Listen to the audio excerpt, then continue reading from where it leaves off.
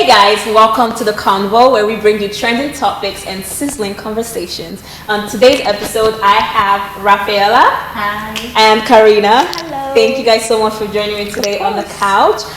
We have quite a deep topic. It's actually a trending topic now.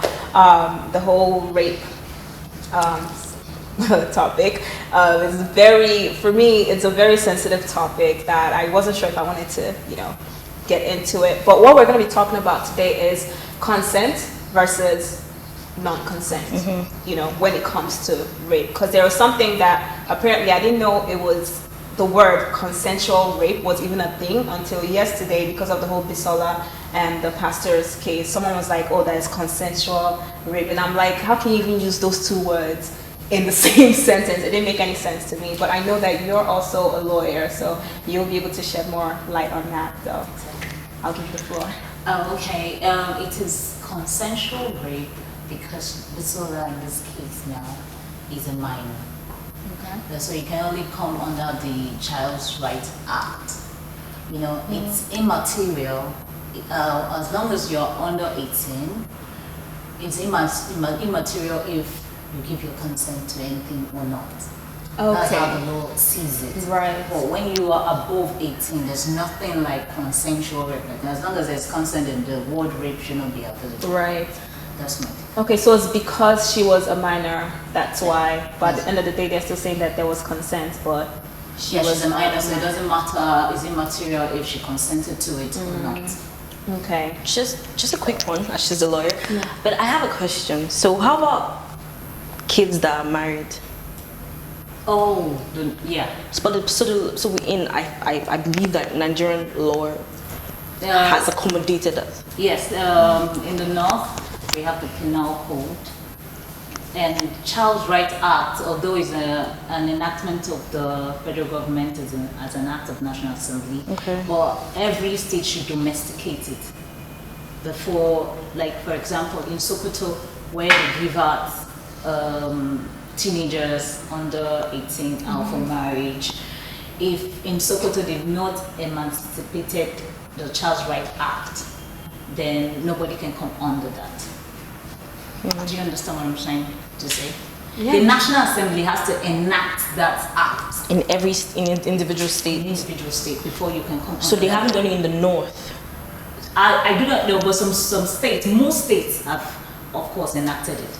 So here's my whole take on the whole consent thing, because I feel like even if you consent to it, then it's now a sexual thing. It's not necessarily rape, So in her case, they're trying to say that she consented to it for the fact that her sister was upstairs and she didn't yell out, or when whatever finished, she didn't go to tell her sister or whatever. But for me, it's actually quite sickening that people are actually trying to make excuses, for this, rather than, see, this deed was done, let's tackle it. But instead they're like, why did she take this long to say anything? Or why did that it's possible that she was having a relationship with him and maybe this time she didn't want to have sex with him. And I'm like, even if you're in a relationship with someone and you guys constantly are having sex and today you say you don't want to do, and then he forces himself on you, it's still rape. Exactly.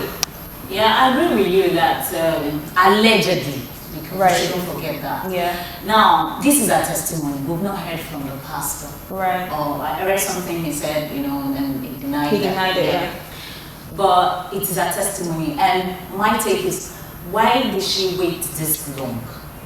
I feel like, go ahead. It's so annoying when people say that, because you need to be able to put yourself in the victim's mind. It's like, this person is respected by my father, he's respected by my mother, he's respected by everybody that I know. He's like a pastor. He's a pastor, so everyone feels like he's some sort holy or someone you should look up to. She might be traumatized, like, I don't even believe what is going on. And then everyone's like, oh, why didn't she yell? Why didn't she do something?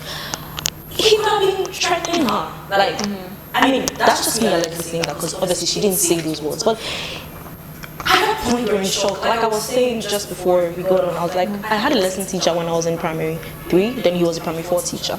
And then it used to go around in class that this I can't call his name obviously, but he got fired years after. He touched me here, he touched me there, you know.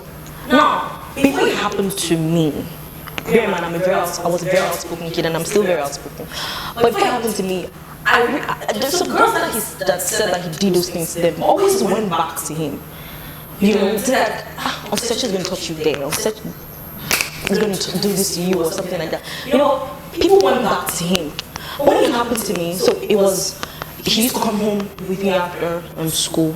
He used to come home with me, and that day my brothers had something, so they weren't doing lessons with me at the time. So he put his hand on my waist and rubbed it in a way that I had been taught by my mom not to be allowed. Don't let someone touch you that way.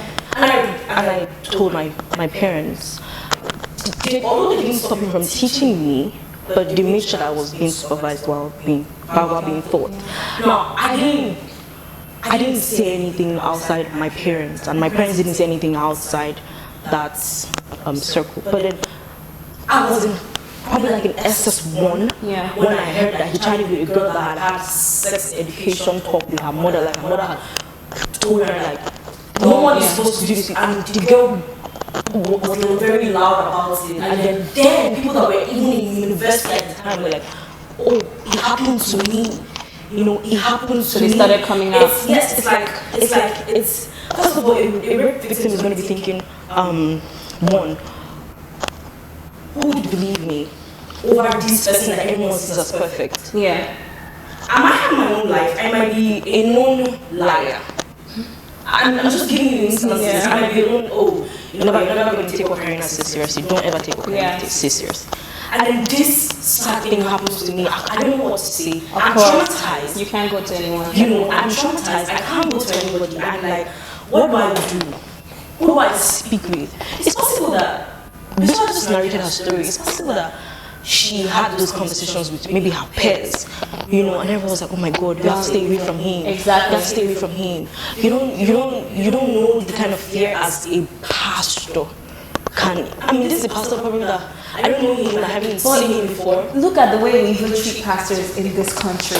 You know, they're moving around with security. They're put to this high esteem. You know, it's someone used to make a joke in this country. If you want to make money, you're either a politician or a pastor. So look at the regard that we put pastors already in this country. It's like trying to call out a politician for rape when you know they have the money and they have the power. So it also is a power play. But to come back to why she probably stayed this long, I feel like everyone has their different healing patterns. And maybe she waited this long because now she has a support system. Like you said, her husband, you know what I'm saying? Like he's fully behind her. He's the one, at first he was the one attacking this pastor before she even came out to say anything. He was already speaking out for her. So that will give her courage to be like, you know what, I have this person backing me. It's possible she told her parents.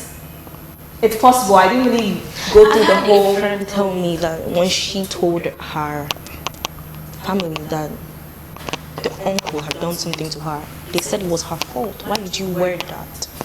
That's another thing.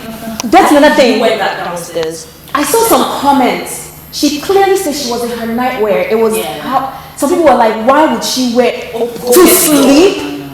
To sleep? Does that make it okay? Even if the lady is naked walking on the street, you shouldn't abuse her. I am not saying that what they said Pastor Biodun did allegedly is correct. I like the way she used the word allegedly. Yes. As a lawyer, you have to prove them guilty, right?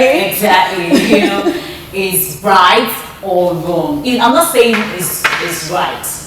Like, I'm not blaming Busola. Yeah. But I expected more as a human being. You know, she said she was under 18. Yeah. And she just go through from secondary school. Yeah. In other words, she'd be about like 16 going on 17, something like that.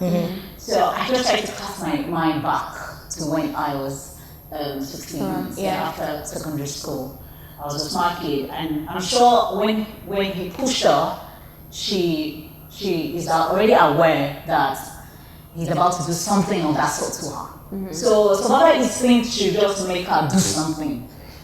But No, wait. That's my opinion. No, let me actually tell you, true life story. You know how you're watching a movie and something's about to happen and you're like, why is this girl not moving? The first time I got into an accident, in your mind you're like, oh, if something like this happened, I'll dodge like this. My nigga, this was the first time ever in my life. 2 seconds probably felt like 5 minutes. I was just frozen. I saw the car coming. I could have moved my car. But I was frozen. No, it's not. It's the same kind of trauma. It's the same kind. It's trauma. You don't you shut down. Of course, people are different. There's some people that, if you lock them up in this room and then the walls are closing in on them, they are going to make it out of this room. They are going to make it out. Like their survival instincts is just like quick. But there's some people that's like, the first thing that comes to them is shock. It's like they don't know what to do. I don't understand. See, don't get me wrong, and I'm saying this on camera, and the whole world can come for me, they won't come for me. I will always say this: 2 things happen to rape victims. Either you have a certain anger and hatred, like your molester, you hate them so much, or you actually suppress it. It's sad when you actually have a codependent relationship with them, where you have to. It's like you can't actually do without them again. Now I don't know what Busola's case was, or it's Busola, or I don't know. I don't know Busola. Timmy's wife. I don't know what the case was, but I need everybody to just try for 5 seconds, put themselves in her shoes, and understand the person that was raping her and how significant he was to people around her, and how she didn't know what to do. And you could have screamed. I think she was docile about it. You know what? He got away with it. I used to tell my friends that somebody tried to rape me. I have experienced something of that sort before. Do you understand? That's like I try to put myself in her shoes. I'm like, I am disappointed. Yeah, because you felt like you would have reacted this way. Yes, because my own case, it was attempted rape. Yeah. And it was like, we're all teenagers, you know how we are friends, you know. And this guy is like a family friend. My parents knew his parent, that kind of thing. And he comes to our flat. We're like sitting on the same street, and it's like 2 to 3 blocks away from our house. And we visit each other. We attend same secondary school and all that. After secondary school, I'm already smart. Then we used to hide and read the habitués and magazines. We already know what's up, you know. And he's like, I feel like, you know what, I'm sorry, this thing we're about to do. Please forgive me, but just cooperate. Just cooperate. It's like, just cooperate. And you imagine like, and I'm like, oh my god. Business venture. They were serious. There are 2, not just 1. You see, I was like, oh my god, what is this? That's survival instinct. I was like, I'd rather die. I tell you that guy that I hate things. The one with plenty hair. I said, I'd rather die. Let them come and carry my corpse rather than allow these 2 guys to have me just like this. I fought. I was screaming. There was no, this is like, it's like this Abraham Adesanya kind of house. You're alone in the compound, gated. There's no tenants. There's no nothing. And Popsy was not. His friends were not home. Just him. I was screaming and fighting, like not fighting them, throwing the ass TV. Then it was this box TV on a TV stand. Carried the TV straight at him, took the standing fan. He was fighting, screaming, and they were dragging me and tearing my clothes. And you can see that my hair, because I didn't make my hair, so my hair was just like natural. I packed it. As in, it was a terrible fight. And I lost my voice. On top of my voice, I was screaming. So neighbors came. But that's a way to buy time. It's okay to have self-defense. It's okay to scream. You know, I was screaming, hitting them. I was getting tired because it's just a matter of time. How long would I have done that? But that bought me time, and thank God there was a neighbor that was not hitting. Like, what's going on there? You know, there are some people. There's someone that could actually be in that situation and die. Because number 1, you're outnumbered. Exactly. How would I afford to? You're outnumbered. I was just leaving. Some people will just shut down or fight and get. And you're even lucky that you got out of that situation. They could have just hit you somewhere and then I don't see. They were hitting the same errands. No. course, they won't be looking at me when I was eating them. I'm very proud of you that you fought. I'm very happy that you did. But at the same time, I don't want you to judge people that couldn't do the same thing. No, I'm not. I'm just saying, you know, when somebody, you're a virgin and somebody's coming and you are just like, you know what I mean? I was expecting a reaction. So do you know that I'm not blaming her. I'm only saying that I was just expecting something more than that. You know how her instincts would have been, don't argue, don't fight. If you do, this guy has so much to lose. He could make it worse. I mean, it could have been different things. I see, I've been in a situation where, although I haven't all this serious rape, no, I haven't. I just had one tiny experience, and I immediately told my folks about it. But I've been in a situation where my ordinary reaction to that would have been to yell and scream and try to do so. But then something in me told me, relax. Don't panic. Don't do anything. My mom is very outspoken. She's like, you know, she's like a tyrant. She comes in. But when she was being kidnapped, she was kidnapped in 2009. What her, like to her, it was the Holy Spirit. Like, let's not go off religion. But her instinct was like, don't do anything. Don't try to run. Don't try to do anything. Even when it was just her and the driver and one other guy that was watching over them. Don't run. Don't do anything. Don't. And then at some point, and she was like, now you have to leave. Yeah. So I don't know what it is. With people, it's different. You don't. That guy could have choked her to death if she tried to scream. Like, he was desperate. Let's not forget that it was a desperate situation. He made a conscious effort. Every rapist is desperate. Of course, before they'll come out to say they want to rape you, they've rehearsed it. Of course, it's something about this whole thing called consensual. When do they stop? Like, so apparently it's consensual when, in her case, she didn't yell or fight back. Apparently she just stayed there and let it happen. So it's consensual. That's the argument. Yeah, but you can't, which is what I feel like that there was rape. Which is why I feel like it's a BS excuse for an act that was carried out. And she mentioned it wasn't just once. It was twice, against her will. The same day? No, on a different day. So apparently she was really close to them because she didn't speak up. The first time. Apparently she was really close to them that she'll go to their house. Yeah, she said that you wanted to be her godfather or father figure, spiritual father. You speak up. Exactly. So there's someone that you're really, really close to. It's usually people that are close to. It's not going to be a stranger. It's rare. Yeah, that is strange. It's usually people you know.